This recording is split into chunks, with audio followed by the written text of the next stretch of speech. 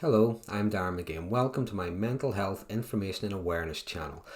Now today's topic, I've been asked to discuss ADHD. Now that is Attention Deficit Hyperactivity Disorder. So let's get to it. Let's begin by breaking it down.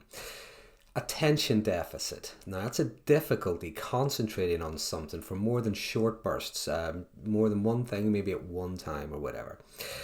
Hyperactivity, a lot of energy.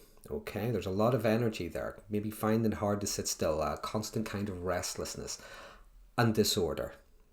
Now the disorder is it is consistent and it has an adverse effect on work, school, home life and so on.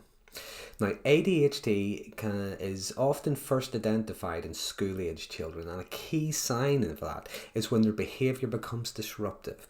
A child may show signs of not being able to focus, being impulsive, restless, being hyperactive.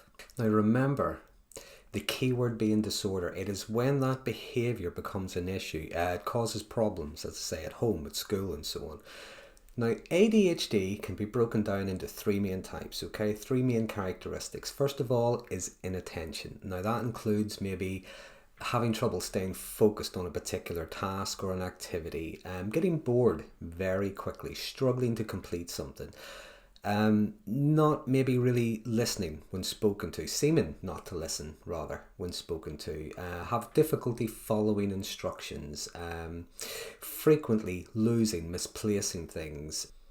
Secondly, there's impulsivity. Okay, now that is maybe a child having difficulty waiting their turn, interrupting others, problems controlling their emotions, which can lead to like temper tantrums and so on. And lastly, there's hyperactivity. Now that could be constantly fidgeting, squirming, having difficulty sitting still, talking all the time, constantly talking, moving around, running, climbing, playing and so on. Now the truth is, every parent will know that all kids do this anyway. It's just part of growing up. It's part of being a kid. The difficulty is when they don't really learn. It's consistent. It impacts the child's development. It causes, as I say, problems at home, at school, and so on. But it's not just children that are affected by ADHD, that have ADHD.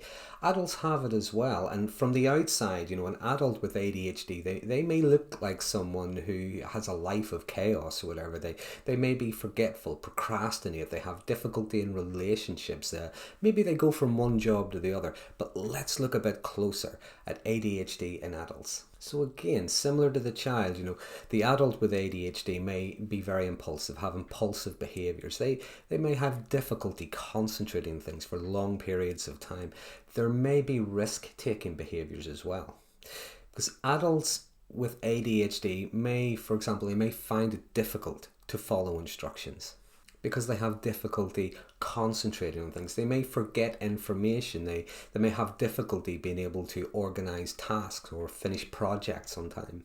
And the way this affects the adult, they may have trouble with anxiety, sometimes chronic boredom, constantly late, constantly forgetful. They may feel depressed, have a low mood, difficulty reading something. They read something, they maybe have to go back and read it again. They forgot what it is they've just read.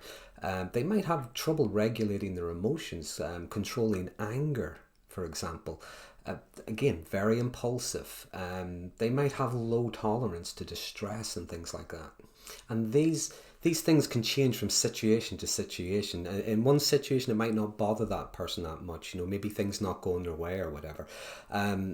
But in other situations, it might become really, really intense. And the thing about ADHD is, I don't think there are any two people that are exactly alike. One person might be able to concentrate on something if they're really interested or excited about it, maybe a sport they're interested in, a hobby, a particular career path or whatever. Some people with ADHD, they actually go looking for stimulation, whereas other people might avoid it. Some people with ADHD may be very withdrawn. They can come across as antisocial, but others can be very social. They love to be the life and soul of the party. Although ADHD can be managed, not addressing it can sometimes lead to serious problems. So it's important to seek help if you're concerned. Because most people adapt. Human beings are wonderful creatures. We're very adaptable. And adults with ADHD, they can draw on their personal strengths. They can find success. They can utilize their skill sets the same as anybody else can. Treatments may include, say, medication. It may include therapy. It may include one-to-one work or group work. A person can develop social skills that can help them interact with others more productively. Mentoring, life coaching, stress management, personal therapy, psychotherapy, counselling and so on. This can also help with adults.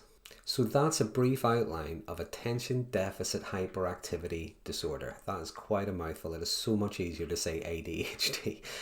I hope you find this helpful. Now, there are some things you may agree with, you may disagree with. You may have more experience, you may have a different experience. Please use the comment box below. I'd be keen to hear what you think and what your experiences are. If you find this helpful, please consider subscribing to my channel for future updates on mental health information topics, okay? Until next time, thanks for watching.